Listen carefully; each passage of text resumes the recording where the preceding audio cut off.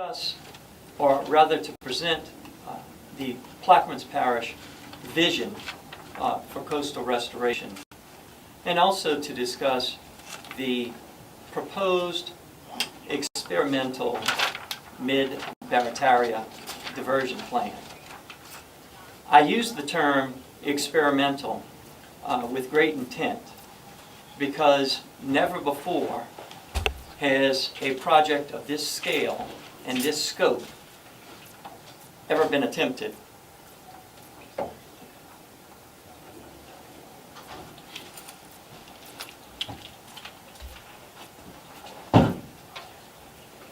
Never before has a project of this scale and scope been attempted. And whenever an experimental project is embarked upon, we have a legal process called the National Environmental Policy Act and numerous other laws, such as Magnuson-Stevens, the Marine Mammals Protection Act, as well as others, that have to be complied with. There has been a great desire on behalf of CPRA to expedite these matters. And there has also been an omission of some of the scientific data. The first is that there was a paper that we will be handing out, published by the National Academy of Sciences, entitled Hurricane-Induced Failure of Low Salinity Wetlands. The principal author was Nick Howes, that's H-O-W-E-S, and we'll provide you all with copies after. The thesis of that paper is supported by a 52-year study conducted by the Corps entitled Pictorial Account and Landscape Evolution of the Crevasses near Fort St. Philip, Louisiana. And the conclusion of that study, I'll read, is that for the majority of the 1956 to 2008 period of analysis, the crevassing, or in this case diversion, on the eastern bank of the Mississippi River levee was a loss accelerant in the wetlands in the Fort St. Philip area. And why is that? If we look at the paper by Dr. Howes, we know that it's a question of physics, that saltwater marsh and brackish water marsh have much deeper root systems, much greater shear strength and tolerance. They survive storm surge. And Plaquemines Parish is a coastal parish that is very much susceptible to storm surge. Interestingly enough, when you look at some of the data or models which are based upon assumptions, there were insufficient or no models that included analysis for storm surge with the Mid-Barataria experimental project. A picture's worth 1,000 words, and if I may present you with exhibit number 1, this photograph here is, on the left, is from 1998.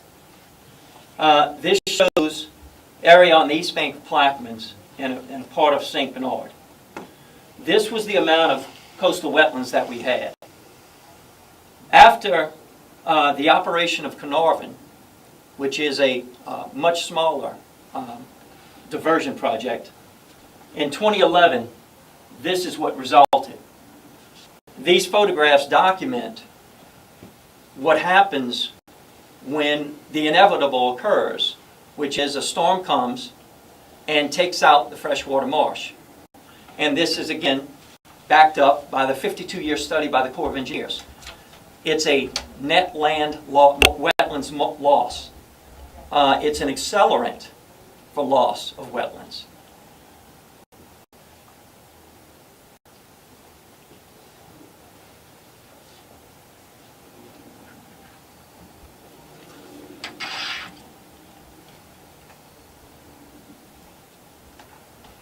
There's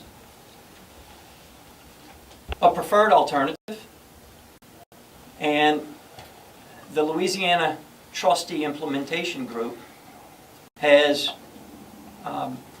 decided, because the Louisiana Trustee Implementation Group that was created by BP, or in the BP case, have made the decision to go with their preferred alternative, number one, which was the Mid-Barataria.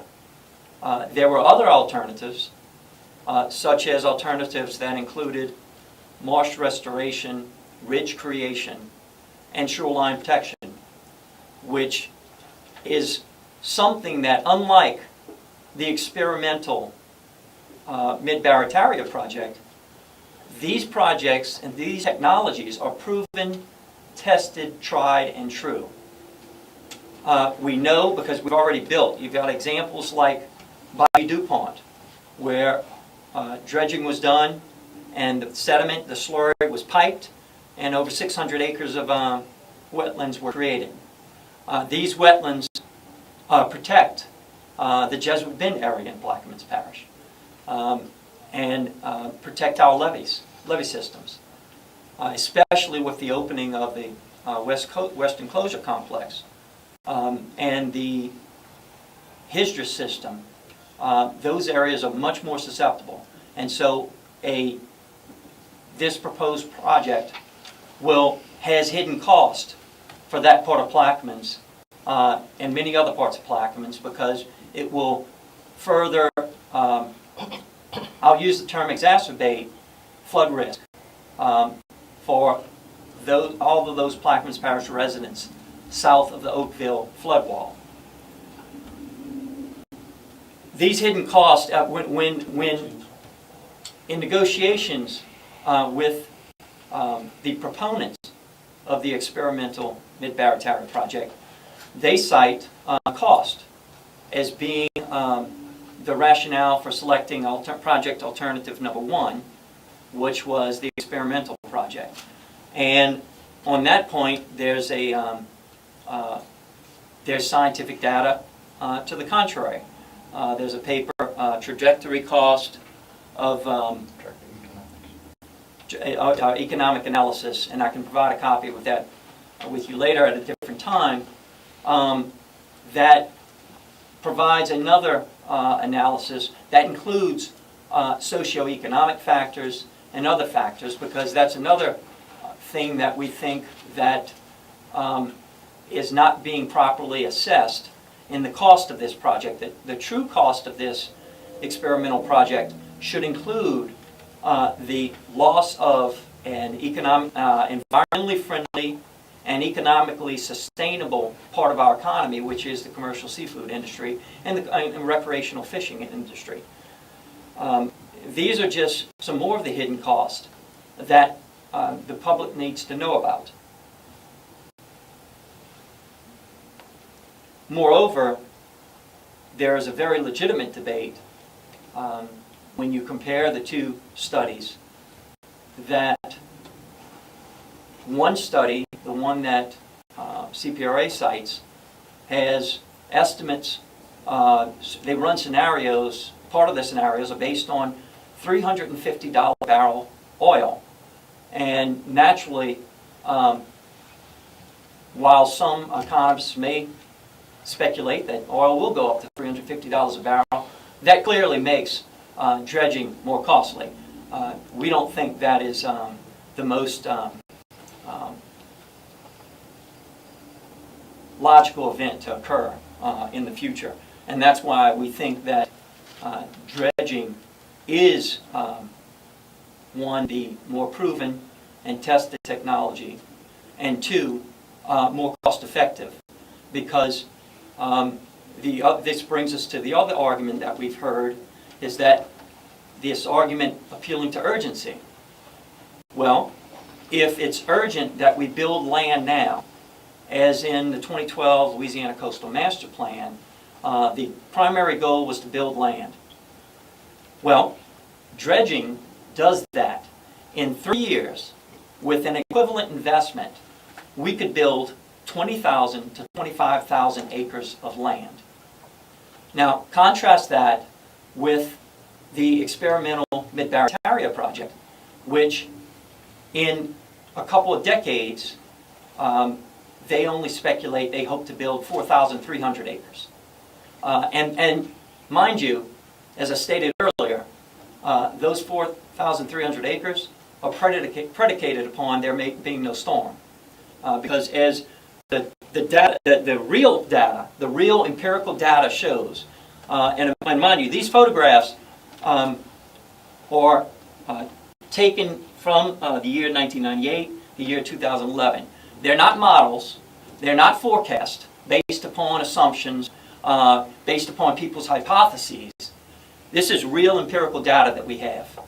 And so when people choose to forego or disregard real empirical data and choose instead to follow models based upon assumptions, based upon hypotheses, that's another, I should say, red flag or something that needs to be accounted for. Under Magnuson-Stevens, this essential fish habitat should be mitigated for. And because Barataria Bay is so large, there really is no other place to replace, or no other square area that could replace Barataria Bay as a source of as a food source, as an economic engine. And I've spoken with National Marine Fisheries Service, and they've raised some issues as well.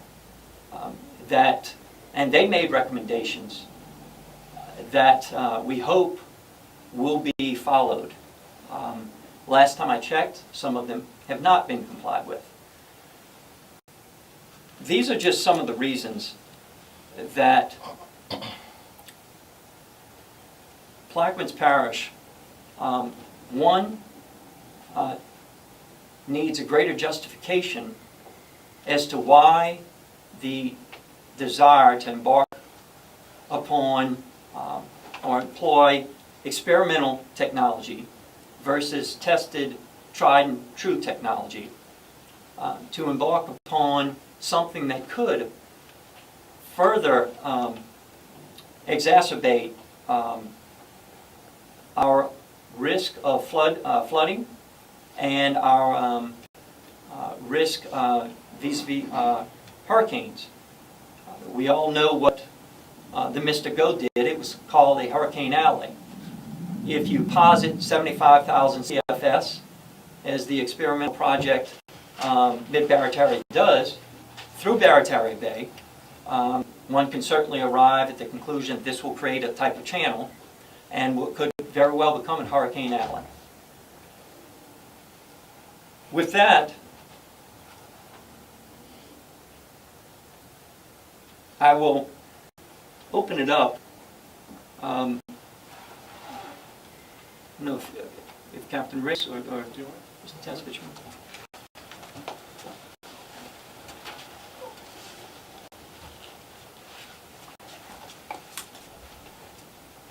Thank you, President Cormier. What we're dealing with, ladies and gentlemen... Hey, George, can I interrupt you? For those who don't know, could everybody who speaks give you your first name? Okay, my name is Captain George Ricks. I'm President of the Save Louisiana Coalition. Let's leave out the fact that Plaquemines Parish has the largest commercial fishing fleet in the lower 48 states, and that provides 70% of Louisiana's crabs, shrimp, oysters, fish. Let's put that aside. What President Cormier alluded to is that the diversion concept is experimental.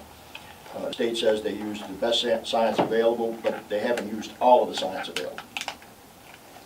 Given the fact that dredging is proven, they say it's cost prohibitive, but yet there's $20 billion allowed in the state's master plan for dredging. If it's not sustainable, then why are we spending all this money on dredging? This project, experimental project, is not going to affect Baton Rouge. It's not going to affect Alexandria. It's not going to affect Lafayette. It's going to affect Plaquemines Parish. There's a myriad of uncertainties involved in this project.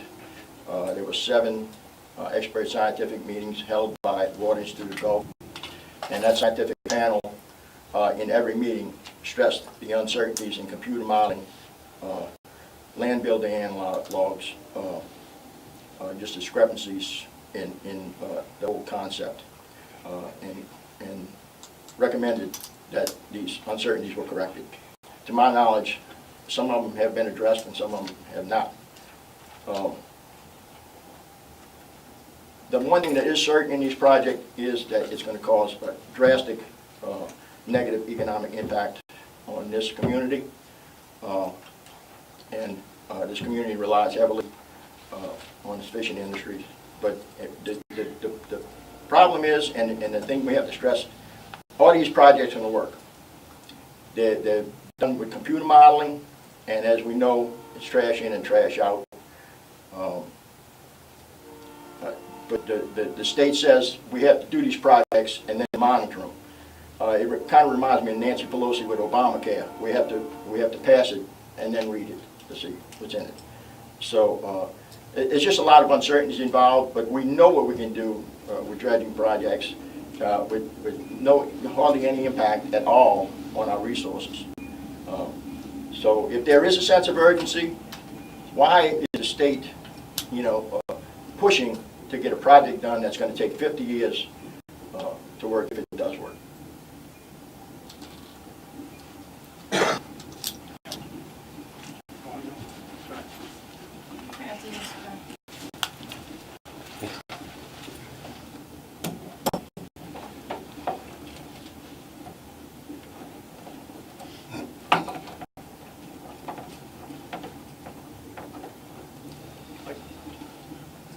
To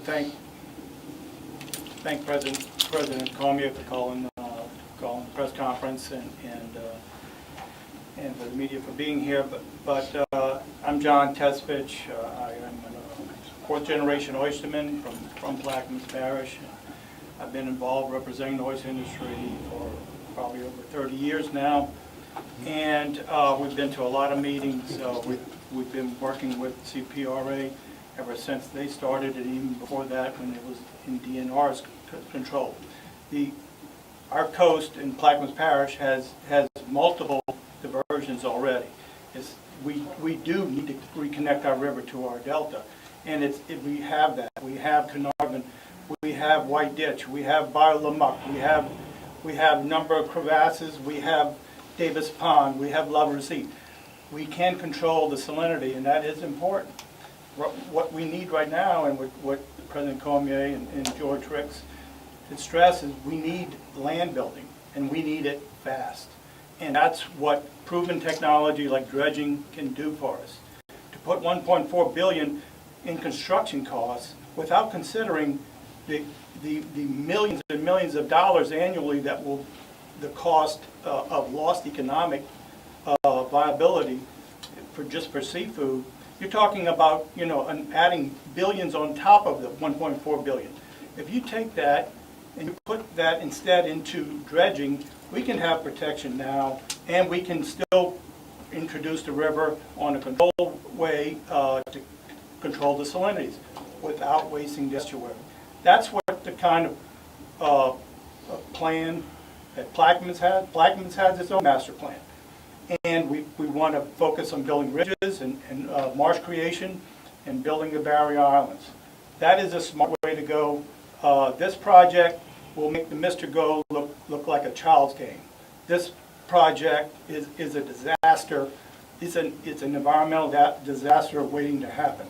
So, I beg that our state take a look at this and put this on hold. We have time. This won't build land for 50 years. So why is it we're in such a rush right now? If it won't even build land for 50 years to any land to speak of, well, what's the rush? It's like, sounds familiar for people that live down here, because we had the Carnarvon and the Bohemia situation when they created a spillway below New Orleans in order to save New Orleans. They had to move communities out of Plaquemines Parish, back in 1924, 1926. It has a similar ring to it. And we don't need to be treated that way. We need fair analysis. And there is a lot of information out there that is not being looked at. They're looking at one side. They decided on what they want to do, and they're trying to find supporting information. So I really think that we need to stop and have a serious debate. This has only been, the debate has been one-sided up till now. I've been to the meetings, Mr. George has been to meetings. A lot of these people have been to meetings and stressed the importance of looking at other information, and it was always disregarded. So I think right now we have an opportunity to look at both sides and have a serious debate. That's what we need. And I thank you for the opportunity to speak. My name is John Bartholomew. I live at 15425 Highway 15 on the east bank of Plaquemines Parish. I'm a witness to diversion, water flow. The Mardi Gras Pass, it destroyed a community. It destroyed a way of life. People, the majority of the people no longer is employed because of the diversion, the fresh water flow that's coming out of Mardi Gras Pass. There's no oysters, which used to be the prime site for the state of Louisiana for cultivating seeds, was the East Bank. And millions of dollars was made. The state made millions of dollars off of tags, licenses, and on and on and on. No longer exists, nor do they say that those things were being done in the past, and now it's not being done. But the most important thing, just think about it. Life, a way of life, providing food on the table, is no longer there. So what do you do? They haven't come with a plan to reverbalize, reinstate that community through other means of training or bringing in other meaningful jobs to take its place. It's all right. It's not all right. If we don't do anything, they're going to be held accountable in God's eyes. Was all said and done. Good afternoon, President and Ms. Cormier. Thank you very much for calling this press conference today. My name is Kendra Arneson, Kindra, last name Arneson, Arnescn.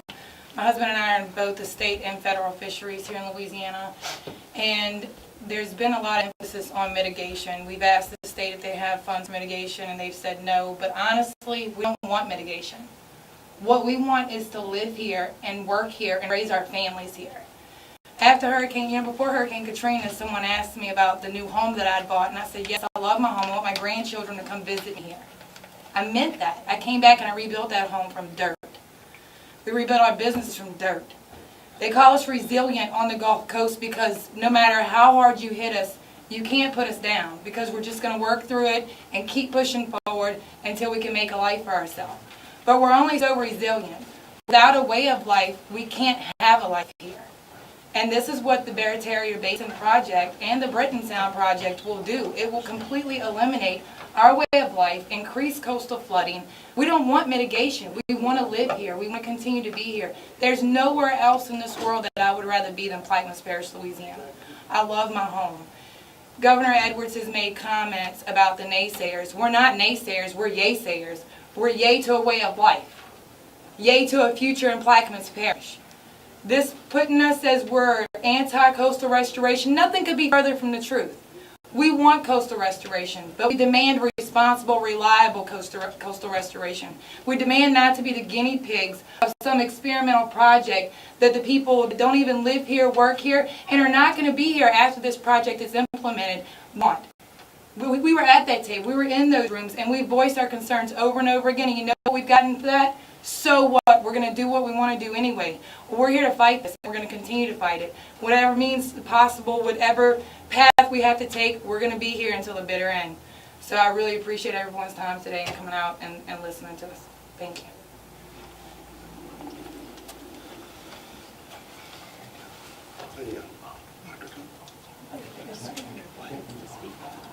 My name is Ken Savastano. I'm a retired physical scientist, 27 years for the National Marine Fisheries, doing fishery research in the Gulf, the South Atlantic, and the Caribbean.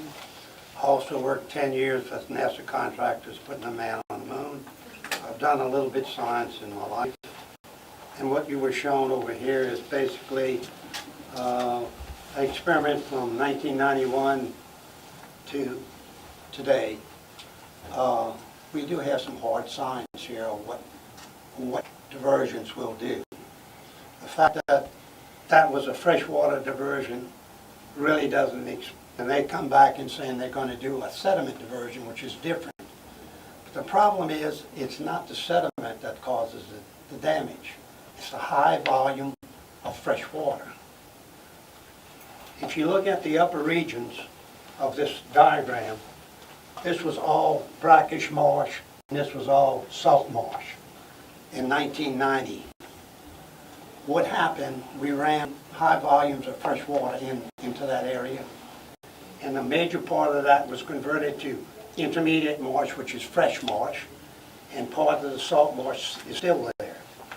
What happens with fresh marsh is the fact that storm stress exceeds the soil strength of fresh marsh. Therefore, it's washed out, it's rolled up, and that's what you see on this area over here. It was destroyed. If you could see a little bit further down to Point Lahash, this was salt marsh, and it did not get destroyed because salt marsh has a soil strength which exceeds storm stress forces. Therefore, this is what we're going to have in Barataria Bay. When we put the high volume of fresh water in, both Barataria Bay and Britain Sound estuaries are salt, brackish and salt marsh areas. And they're also in a storm environment. We're not up above Baton Rouge where the storm doesn't put salt water in, and the storm surge is not strong enough to put the stress on the marsh. We're in Plaquemines Parish. On both sides of this river, storms come in, they put a stress which exceeds fresh marsh soil strength. In 2005, if you look at the USGS report on what areas were damaged in the southeast, 3 areas were damaged. Carnarvon area, the mouth of the Mississippi, and the mouth of the Chafalaya, Wax Lake area. What's common to all of those things? Fresh water comes out of it, will put into those areas. It produced a lot of fresh marsh, and all of a sudden we get a very big storm from Katrina. The storm stress exceeded the soil strength of all that fresh marsh. Therefore, if you look at the maps, it's all the land loss. In all 3 of those areas and other areas where you had salt marsh, you don't have that damage. So what are we going to do? The data is there to show you don't want to create fresh marsh. So what are we going to do? We're going to put 75,000 cubic feet of fresh water from the Mississippi River into Barataria Bay. The brackish and salt marsh is going to be, the salinity is going to be run down to 0. Salt marsh requires 16 plus parts salinity. Brackish marsh requires 5 to 15 parts salinity. When we run it down to 0, we're going to kill all the brackish and salt marsh. What are we going to grow in that low salinity area? Low salinity marsh, which is fresh marsh. The first storm that comes along, because we're in a storm environment, what do you think is going to happen? Storm stress is going to exceed the soil strength of it, it's going to roll up, and we're going to have open water. How is that going to, in fact, impact the people in New Orleans, Belchaz, and upstream? With open water, the storm surge is going to be increased. Therefore, we're going to have more flooding. What does the CPRA guarantee? They're going to create more marsh, they're going to knock storm surge down, and they're going to decrease flooding. Exactly opposite what's going to happen. We've already seen the data. That's hard, fast data that's sitting there. They're running models that's going to show you what they're going to do. The science says you can't do it. If Mr. Bradbury and the CPRA can come forward and tell me how you're going to put 75,000 cubic feet of fresh water in the Barataria Bay and not run the salinity down to 0 or very close to 0 at Grand Isle, and run the brackish and salt marsh and grow fresh marsh in a storm environment which is going to get wiped out, I'll be happy to support the diversions. Thank you. Asa Cooper, President of Louisiana Shrimp Association. Barataria is our crown jewel. You just don't realize how many shrimp come out of Barataria Bay. It's our crown jewel for our brown shrimp. You know, we live in the river our whole life.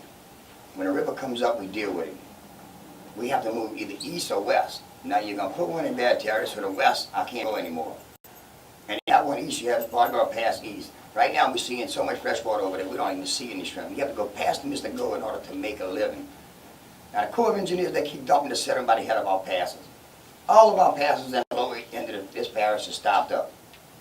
They want to do one thing, keep the water going down Southwest Pass for commerce. They're not worried about us living down there. They're not worried about us making a living down there. If they go in there and start dredging all these passes and start putting settlement on the banks, you can see creation of land faster than you ever could imagine. There's millions and millions of yards of settlement in these passes. You create two things, commerce back to Venice and land creation. That's what needs to be done, and that's what we're supporting on the river. We have no shrimp down there. We have no brown shrimp. We have to go east or west. West is going to be Barataria. That's where the shrimp was at. You take these two places from us, and we have nowhere else to go. Then what you going to do with us? What are we going to do next? Experiment with our lives. We don't take that lightly. Thank you. Thank you. And Mr. Cooper just reminded me of one other point, is that no one that I know of has explored the option of leveraging federal dollars. For example, with the beneficial use of dredged material, when it comes to dredging the Mississippi River Ship Channel, there's other funding mechanisms available. You've got the harbor and maintenance tax. There are also annual appropriations to the Corps. So if we work together with the Corps, we would even further decrease the cost of dredging and could maximize our gains in wetlands. We haven't even gotten to the topic of heavy metals, because that's another issue. But at this point, I think we'll just open it up for questions. Well, Amos, where do we stand then? As I appreciated the last I heard, your position is you have not taken the permit for the bore samples to the required permit to the parish council. Where are you on that? Under what circumstances would you take that permit to the council? How does this play out? There's ordinance 14-52, which is in effect. This was passed in 2014 by a unanimous council and signed by the then parish president. That ordinance states it's a prohibition against the issuance of permits for any large-scale freshwater diversions. So that is the law in Plaquemines. So at this time, I have to comply, and everyone has to comply with that law. Now, that issue, I have been speaking with representatives from CPRA, and I welcome the opportunity, and we continue to talk. And I welcome them to go and speak to the council members, that if they thought they could get that law changed, that's certainly their right and their privilege. But to date, the present council, there have been no introductions to repeal that law. So your position is you're by parish ordinance, you're prohibited from even doing so, from advancing that in the way that CPRA wants. Correct. We have to abide by ordinance 14-52, unless and until and at such time that there are grounds that discovered not to follow that, or that's superseded. So, I mean, how does this play out? Does it take a lawsuit by the state? Does it, how you've got a situation here where you have a massive state project without adjusting for inflation, probably the most expensive thing the state has ever built, held up by one parish. Well, that's why we call this press conference, because Plaquemines does not have a representative on the CPRA board. And that is part of the problem, that we cannot be expected to bear all these hidden costs. And that is sort of another key point that needs to be addressed. With the dredging, is there an estimated price tag, how much that would cost and how long and specifically where? Our estimates have between $40,000 and $50,000 an acre, correct? Less than that. Yeah, it's less than that, and I'm being very conservative with that number. There were numbers, met with members of the Mississippi River Coalition. They had talked about $3 a cubic yard, whereas CPRA has it at $30, over $30 a cubic yard. We do know that the Spanish Pass Ridge project, which was very successful, once you put the infrastructure in, such as the culvert that went underneath the highway, your costs go down. Because then it's just a matter of maintaining pipe and the slurry. So, and if you're leveraging or if you're making use or working in collaboration with WRDA Bill, what is it, WRDA 2017, I think? They're talking, I think it was authorized to go down to 50 feet. So that's all that dredge material that's available to build wetlands now in the next 3 years, not in a couple decades from now. So the numbers, you know, in fairness, that's why these hidden costs have to be analyzed, because, you know, none of us know for certain what the price of a barrel of oil is going to be. But we certainly have a range, and I think every indicator we have is that, especially when you factor in leveraging with federal dollars, it's cheap. The cheaper alternative is the dredging. Other than not allowing or not taking those permits to council, are there other mechanisms that you're using to try to bring CPRA to your table? Yes, we are in talks, and we're in ongoing talks, because Any lawsuits or anything else that you're trying to do, or other avenues of approaching them? well, there is the issue of the Marine Mammals Protection Act, which, as a resident of Plaquemines and many others, there's the question of whether or not, you know, residents of California and the East Coast certainly have rights to the aesthetics of enjoying aquatic mammals like dolphins. And there's a recent piece of legislation that was passed that would, in theory at least, deny us those rights to the same protections that other citizens of the United States have. So at this time, we're not, this administration certainly has no plan of going in that direction. We are open. We have an open door policy, and we're certainly willing to talk. But the key point being that there are hidden costs here that are being overlooked, or some would say suppressed, and we just don't want to bear those costs. Have you spoken to the governor, and what did he tell you? I have spoken with the governor, and those that dialogue, I'm sure, will be ongoing. I mean, a little bird, sometimes little birds are not accurate. A little bird told me he wasn't particularly happy about the position.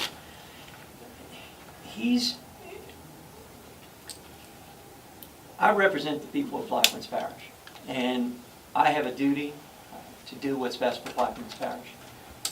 And that's my position, and the governor has, you know, unfortunately, with what the legislature did recently, they've got other bigger fights, I think, that needs to concern them with.